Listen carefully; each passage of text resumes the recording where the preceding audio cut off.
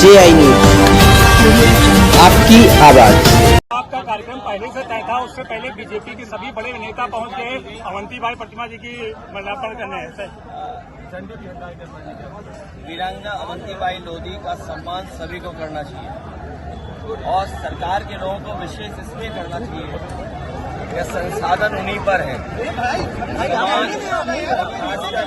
Media का समाज अपने तमाम ऐसे महापुरुषों को और उनके योगदान को अगर पहचानेगा तो समाज और एकजुटता बढ़ेगी और थोड़ा सा अभी मुख्यमंत्री जी आए थे, उन्होंने उनको रानी लक्ष्मीबाई बता दिया। काउंट किया गया तो हारे में प्रत्याशी 51 वोटों से जीता। इलेक्शन कमीशन समय पर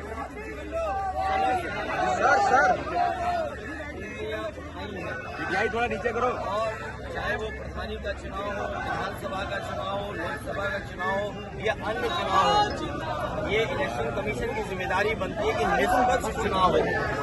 निष्पक्ष चुनाव के साथ साथ इलेक्शन कमीशन की इंस्टीट्यूशन में लोगों को और भरोसा बढ़े।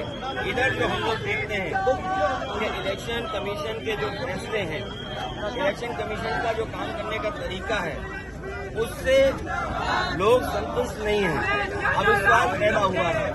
अभी हाल ही में जो वोट चोरी, वोट डकैती को लेकर के बड़े पैमाने पर देश को इंडिया गठबंधन और अन्य दल है, उन्होंने कोशिश की और उसका परिणाम ये हुआ कि सुप्रीम कोर्ट को ही उन बातों को मानना पड़ा जो विपक्ष कह रहा था। इलेक्शन कमीशन पे कई बार उंगली उठी है और यूपी के चुनाव में तो न जाने कितनी बार उंगली उठी है। ये तो पहला फेज था कि जहां हम अपना वोट बचा सकते हैं, अपनी वोटर लिस्ट में शामिल कर सकते हैं। ये पहला चरण है। लेकिन इसके बाद जो प्रशासन काम करता है, सरकारें जो काम करती हैं, उस पर इलेक्शन कमीशन कोई कार्रवाई नहीं करता। मुझे याद है कि जिस समय उंगली उठाई थी इलेक्शन कमीशन पर, तो 18,000 वोटों का जो डिलीट किया गया था, उनकी जानकारी इलेक्शन कमीशन को दी एफिडेविट के साथ दी।